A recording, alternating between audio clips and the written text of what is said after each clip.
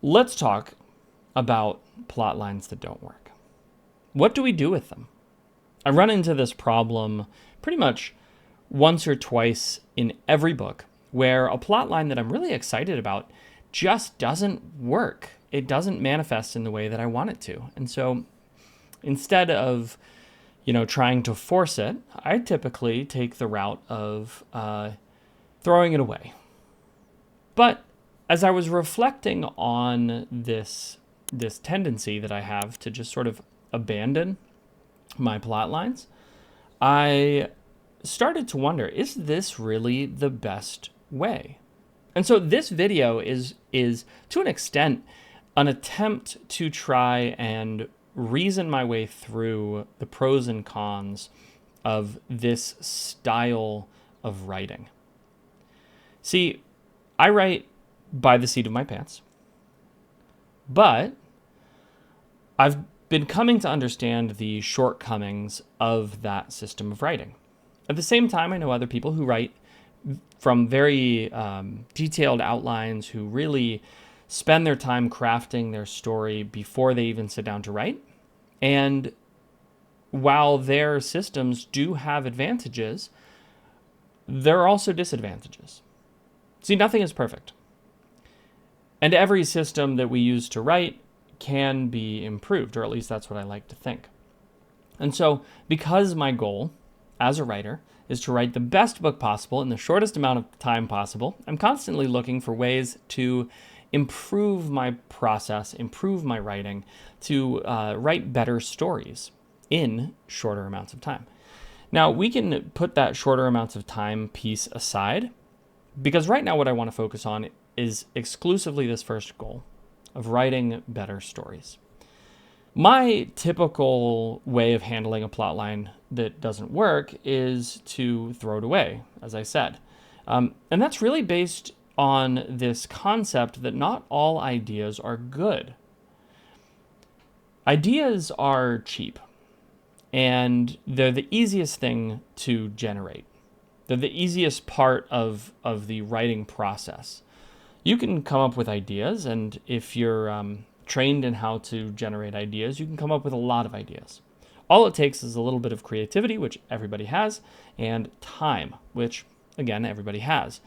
And when you combine those two things, time and creativity, coming up with ideas becomes easy. I know I've had people do this before, but if you want to demonstrate this to yourself, if you want proof that this works, sit down with a piece of paper. Write 1 through 10 on the side of the piece of paper, and then write 10 ideas out. Okay? These could be plot ideas, these could be scenes, these could be interesting things for your character to do next. Then go ahead and cross them all out. And then flip the paper over, label 11 through 20, and write 10 new ideas. You're going to find that the ideas on the back of the page are better than the ideas on the front of the page. We tend to clear the easiest things out first, and then we have more ideas, and those ideas are typically better. Now, this is the rule, and there are always exceptions. But it is typically a principle that holds. So, if we hold this idea that not all ideas are good, then it makes absolute sense, that when we have an idea that's just not working really well, we throw it away. However, the thought that struck me was, what if, in not struggling for my ideas, not striving to make them work, treating them as if they are just something sort of cheap, I am actually losing good ideas? What if the ideas and the plot lines that I'm abandoning are actually the right ones? What if my instinct was correct the first time? But because I've abandoned these ideas, because they're hard, instead of doing the difficult work of trying to make them work, what if I'm losing gold? This is a tough question, and I genuinely don't know that I have a clear and concise answer. What I do know, though, is that making a plot line work when it doesn't want to, when it seems forced, damages my stories. And that's because of the way I write. I write in a fairly lackadaisical, flowy way, where things just sort of drift. Characters go and do this thing, and then they'll go and do that thing, and there isn't the really tight, concrete, action plot that you'd typically expect. Often things just sort of happen spontaneously or sort of out of the blue. People will often react in ways that don't follow the tropes, because it just popped into my head that in a real situation somebody probably wouldn't act that way, and they do this other thing, and they do the other thing, or maybe their motivations are different, right? And so I tend to write in this very just sort of meandering style, and it reads pretty smoothly because it is sort of stream of consciousness. It's not actually stream of consciousness, but it does mimic that style to an extent. This question of, am I losing something by not fighting for my ideas, by not striving to make them work, has really been sitting with me. Writing is this really cool journey that we get to take. And the improvement of our craft in writing is this process of understanding technical detail and then internalizing it until it becomes effortless. I've always admired poets, probably because I'm terrible at poetry. And I've also always admired rappers, because it's sort of, spoken poetry.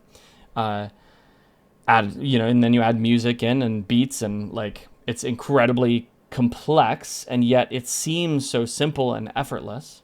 And really, anytime you watch somebody who has mastered a skill, you get this same sense that what they're creating just flows effortlessly from them. And it's that feeling, I realized, that I've really been chasing in my writing.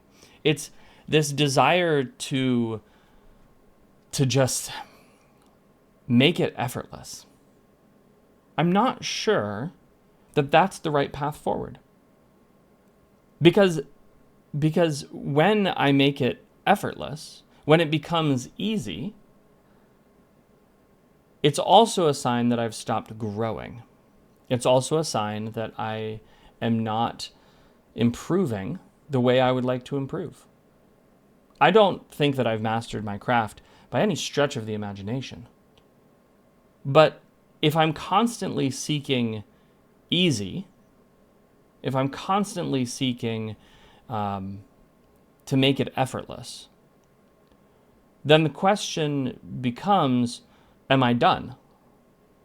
Am I done growing as a writer? Is this the best that I'm going to write forever? And the answer to that question is obviously no. I'm not done growing as a writer. I'm going to continue in my work. But it's questions like these that start to stir up something inside of me, start to motivate me to do better, to pay more attention to the technical details, to look for weaknesses in my writing. And they're there. They're most certainly there. When I read my books, half the time, to be fair, half the time I think to myself, I can't believe I wrote that. That's so good. But most of the time, I guess you can't have half of the time and most of the time. So the other half of the time, I think to myself, ooh, if I had taken a moment more, maybe I would have worded that differently. The feeling in this passage is a little bit flat. If I had taken a bit more care with my word choice, maybe it would have felt a little bit different. Maybe it wouldn't. Maybe the feelings would be deeper and richer, and the characters would be more realistic. And so, I'm wrestling with this question. Do I spend more time fighting for my plot lines that seem to not be working? Or do I maintain my current practice of ruthlessly cutting them as soon as they stop flowing?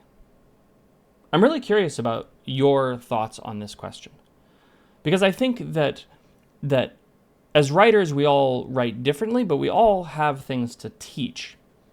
And so I'm curious to know, and I'd love it if you'd answer in the comments, how would you approach this situation?